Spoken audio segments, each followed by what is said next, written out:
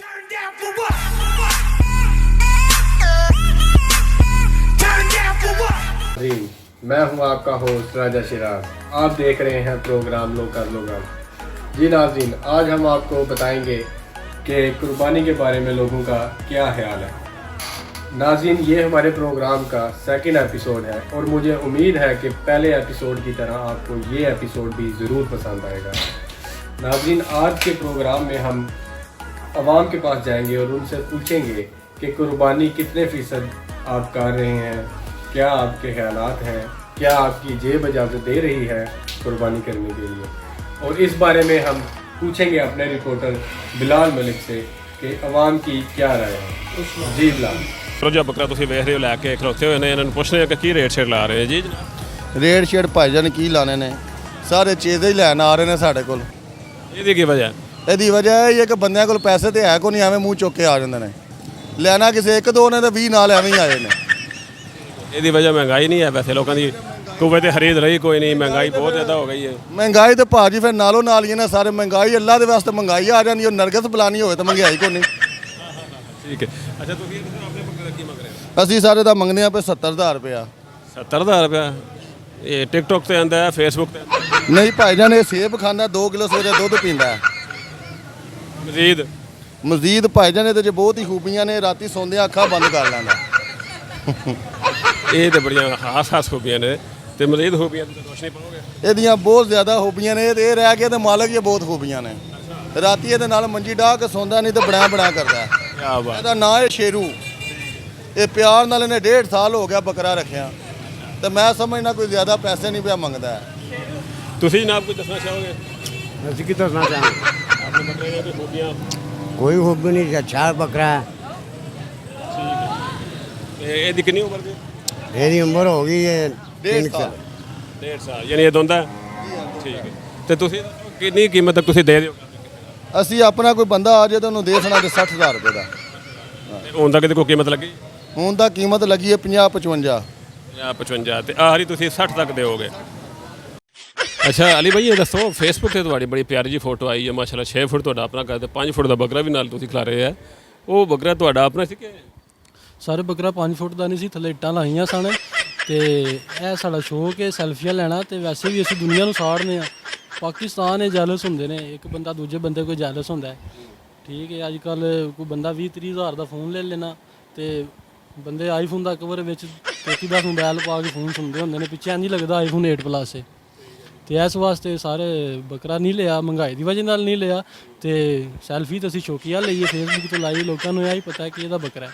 ਤੇ ਉੱਤੇ ਰੇਟ ਵੀ ਦਿੱਤਾ ਹੈ, 1,30,000 ਰੁਪਏ ਦੀ ਜੋੜੀ ਲਈ ਹੈ, ਤੇ ਸਾਡਾ ਲੱਗਿਆ ਉਹਨਾਂ ਵੀ ਨਹੀਂ ਉੱਥੇ।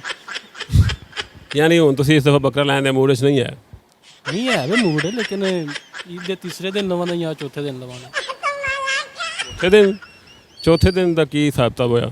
ਦੇਣੀ ਤਾਂ ਅੱਲਾ ਦੇ ਨਾਂ ਦੀ ਕੁਰਬਾਨੀ ਹੈ, ਰਾਜਾ ਸਾਹਿਬ ਦੇ ਨਾਂ ਦੀ ਥੋੜੀ ਦੇਣੀ ਹੈ।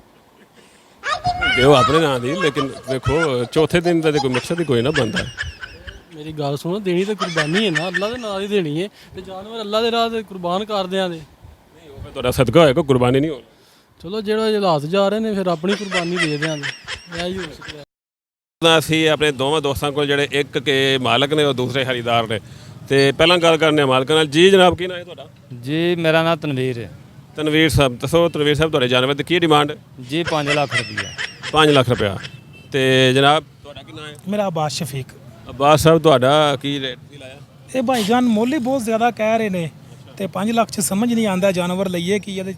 ਤੇ ਅਸੀਂ ਤੇ ਉਹਨਾਂ ਨੂੰ ਆਖਿਆ ਵੀ 60,000 ਰੁਪਈਆ ਲੈ ਲਓ, ਤੇ ਉਹ ਅੱਗੋਂ ਕੋਈ ਵੱਖਰੀ ਡਿਮਾਂਡਾਂ ਕਰਦੇ ਨੇ। ਚਲੋ ਫਿਰ ਮਿਲ ਜੁਲ ਕੇ ਪੁੱਛਣੇ ਇਹਨਾਂ ਨੂੰ ਕਿ ਇੰਨੀ ਜ਼ਿਆਦਾ ਰੇਟ ਇਹਨਾਂ ਕਿਉਂ ਲਾਇਆ। ਜਨਾਬ, ਇੰਨਾ ਜ਼ਿਆਦਾ ਰੇਟ ਕਿਉਂ ਮੰਗ ਰਹੇ ਨੇ? ਭਾਜੀ ਇਹਨਾਂ ਉਸੇ 2 ਡਾਕਟਰ ਰੱਖੇ ਨੇ। ਅੱਛਾ। ਠੀਕ ਹੈ ਜੀ, 2 ਨਰਸਾਂ ਨੇ, ਤੇ ਇਹਨਾਂ ਵਾਸਤੇ ਮੋਲਡੀ ਫੋਮ ਗੱਦਾ।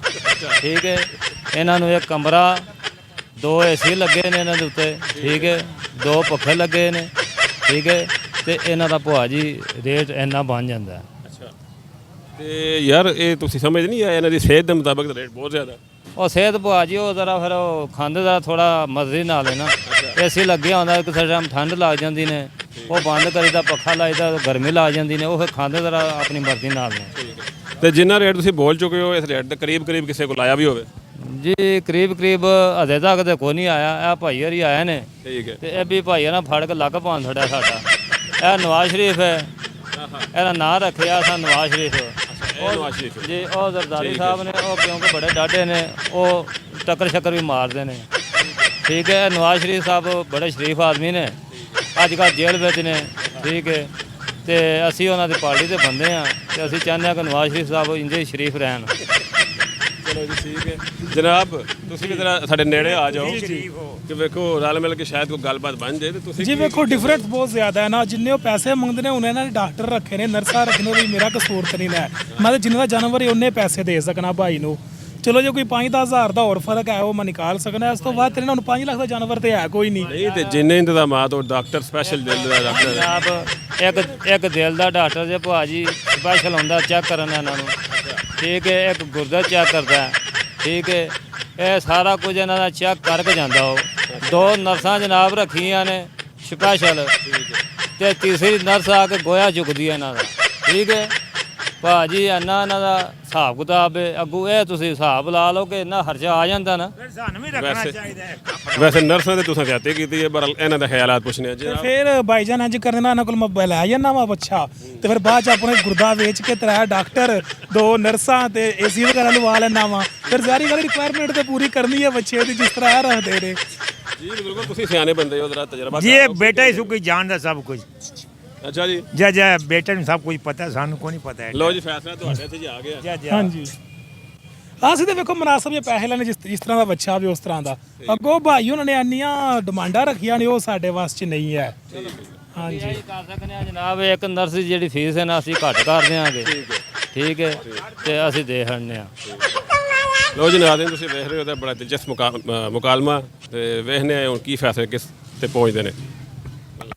जी नाजरीन, आपने जानी है हमारे रिपोर्टर से लोगों के जवाबात, जिनमें लोगों का ये कहना था कि हम अपने गुर्दे बेच के कुर्बानी लें। जिस तरह की महंगाई है, जिस तरह के रेट्स हैं जानवरों के, कि कई लोगों ने अपने जानवरों के नाम भी रखे हुए हैं। जरदारी है, कोई नवाज शरीफ है, और नवाज शरीफ है वो ज़्यादा शरीफ है, और जरदारी है वो ज़्यादा बारी है।